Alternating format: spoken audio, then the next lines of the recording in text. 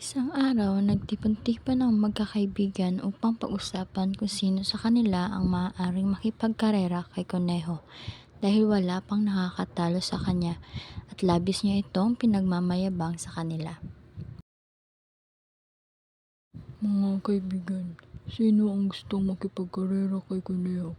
Masyado na siyang nagmamalaki sa atin dahil wala pang nakakatalo sa atin sa kanya. Ilang beses na ako nakikipagkarera kay Conejo, pero palagi akong natatalo. Ako, kahit gusto ko, hindi naman ako mananalo sa bigat kong to. Siguradong matatalo ako. Hindi titigil sa kayabangan niyang si Conejo kung walang tatalo sa kanya sa karera. Habang nag-uusap ang mga magkakaibigan, bigla na lang dumating si Koneho. Kamusta mga talunan kong kaibigan? Narinig ko pinag-uusapan niyo ako. Pues, sino naman sa inyo ang makikipagkarera sa akin? Huwag na kayong umasa na mananalo kayo dahil sigurado naman ako na ako pa rin ang mananalo. Natahimik sila dahil sa sinabi ni Koneho at di rin nila alam ang gagawin dahil alam naman nilang wala naman sa kanila ang mananalo. Ako ang lalaban sa'yo. Ikaw na mayabang na Conejo. Kaibigan Pagong, seryoso ka ba? Hindi ka mananalo sa kanya. Oo nga, huwag ka na lang umaban, mapapahiya ka lang. Pinapatawa mo naman ako, Pagong. Ikaw na sobrang kupad kumilos ang naghahamon sa napakabilis na tulad ko? Oo, tama ka, Conejo. Mabilis nga pero mas malakas naman ang katawan ko sa iyo. Sige, magkarera tayo, Pagong. Simula dito hanggang papuntang bundok. Bukas na umaga magkita tayo at kayong lahat ay pumunta para makita niyo kung paano ko talo nitong kaibigan niyong Pagong. Pareho lang kayong mga talunan. At nagkasundo na nga si Pagong at si Koneho na magkarera kinabukasan.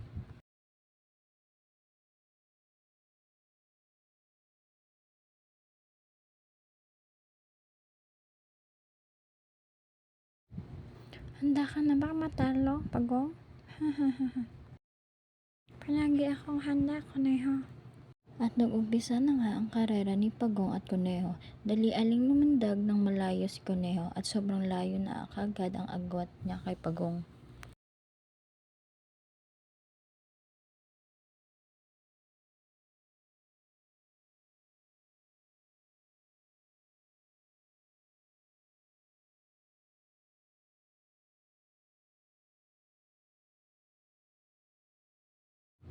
Nang lumingon si Koneho, wala pa rin si Pagong, kaya nagpa siya muna itong maitlip sandali dahil sa pagod.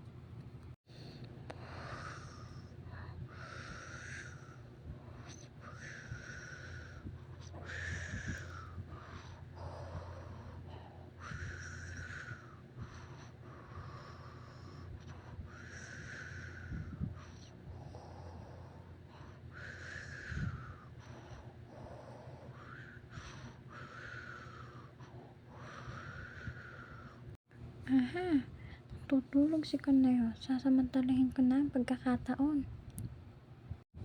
Dahil sa pagod ni Koneho, siya ay nagkatulog ng mahimbing at di niya namalayan na nalagpasan na siya ni Pagong.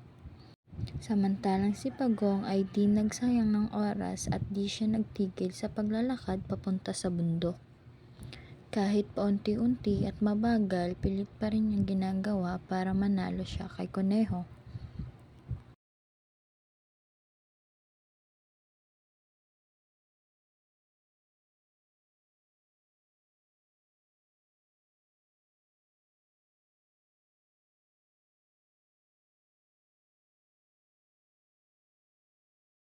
Makalipas ang ilang oras,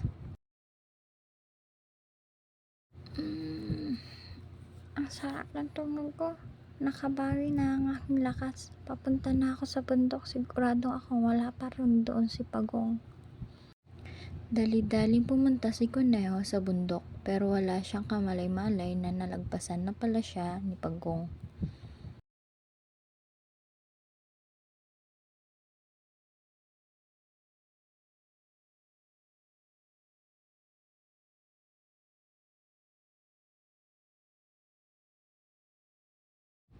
Pagong, ang galing mo.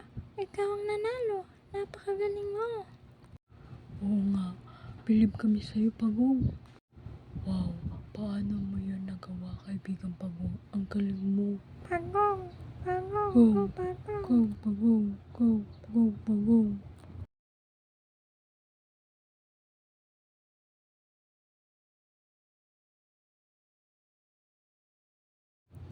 Ikaw na Pagong, paano ka kagad nakarating dito?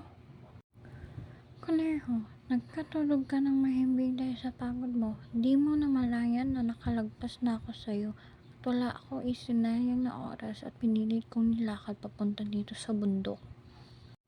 Di makapaniwala si Kuneho sa nangyari dahil sa sobrang tiwala niya sa sarili ay natalo siya ni Pagong. Kaibigan Kuneho, ang pagiging mayabang ay nagdudulot ng di maganda sa ating sarili. Hindi mo din dapat minamaliit ang kakayahan ng iyong kapwa. Tama ka nga Pagong, mali nga ako. Masyado akong nagtiwala sa sarili ko at iyon ang dahilan kung bakit ako natalo.